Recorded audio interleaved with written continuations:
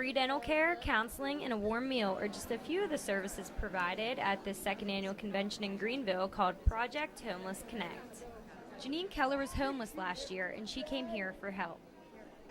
I used to hold a sign out by Walmart that said homeless, searching for a solution.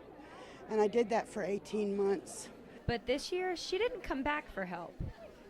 I'm giving back by being a volunteer here this year. It's so wonderful to be able to give back this year because I'm not homeless this year. Well, this event is here to help the homeless. It is also geared towards helping those who are on the verge of becoming homeless. Those are the folks that we really worry about because we don't want them to become homeless. We would like to be able to intercede at some point so that they don't become homeless. Brian Larrick isn't homeless, but he is struggling right now with being unemployed for the past 6 months. Been out to see a dentist in a while and just figured I'd go ahead and take advantage of the free services that the community offered today. This brings access to the people who are the forgotten ones, who have just daily challenges of survival, let alone getting their tooth taken out or filled or whatever it is.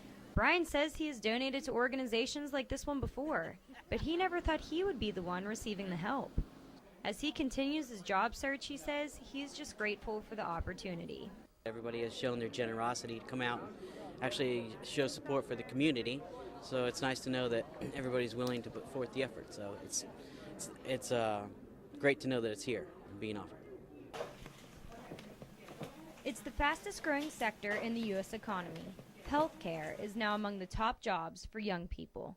That's according to Forbes.com. And a lot of it has to do with the local demand. In a lot of cases, you have to put your hands on people, so it's not something that can be outsourced or done somewhere else. It's got to be done locally. But why are students choosing medical school? I had a lot of interest in cardiovascular medicine. The main reason is that in this part of the world, this is like the mega killer, which we call like the cardiovascular diseases. So that's been like a passion for me since medical school. Some students at ECU's Brody School of Medicine say it is a lifelong dream of theirs. Others like the flexibility, and who wouldn't want the salary? You can work in all sorts of different environments, schools, homes, hospitals and nursing homes with geriatrics and pediatrics. I really like helping people, and I really love kids. Benefits are pretty good, the pay can be pretty good. Sure, the pay is great and so is the job security. But just how many jobs are there? There's over 700 jobs out there now. Jeff Chambers is the Human Resources Director at the Vidant Medical Center. He says the health system hired over 200 nurses straight out of college last year. And this year, he expects an even bigger number.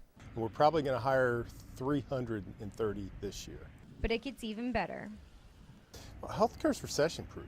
No matter what, if the population needs care, that would be sort of one field where we will need physicians in the future, no matter what happens. To help keep students on track, the district will start to enforce state laws that take away students' driver's licenses and permits if they misbehave or can't keep up their grades. The legislation was put into place in the late 90s, but school officials say it was hard to enforce the laws until now.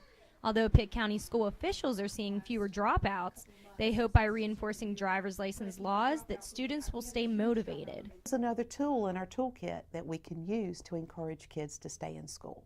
State law says students who are under 18 will lose their license or permit if they fail more than one class or drop out of school. At the end of the spring semester, if they are passing the 3 out of 4, then they can get a DEC or a driver's eligibility certificate and then have their license reinstated. But students will immediately lose their license if they assault a school official or if they have weapons, drugs, or alcohol on campus. School officials tell us that the law hasn't really been enforced because it's been hard to track the students. But now all schools across the state are on a standard system called NCWISE. With the new system, schools can see when students enroll at a school in another district. It's much easier to keep up with them and so not revoke a license when it should not be revoked. The district will mail 105 letters to parents next week to notify them if their child's driver's license will be revoked. Hundreds of job seekers, but only 100 jobs. So how do you stand out in the crowd? To get the leg up, some are now using social networking sites.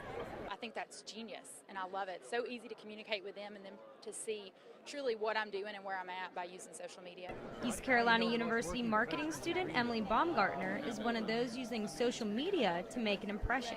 I always want to be the one on the top of the list. So if I have something that stands out to them that they want to go back and look at, I'm all for that. An added bonus to Emily's resume is this QR code that employers can scan with their smartphone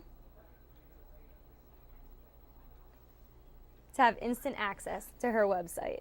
So then they'll scan it, they'll see more about me, and they can click to my LinkedIn from there. She also has a link to her video resume for employers to see her in action. It's just a matter of time before they say, we don't want to see a standard resume, we only want to see your LinkedIn profile, we only want to see your About Me or your video resume.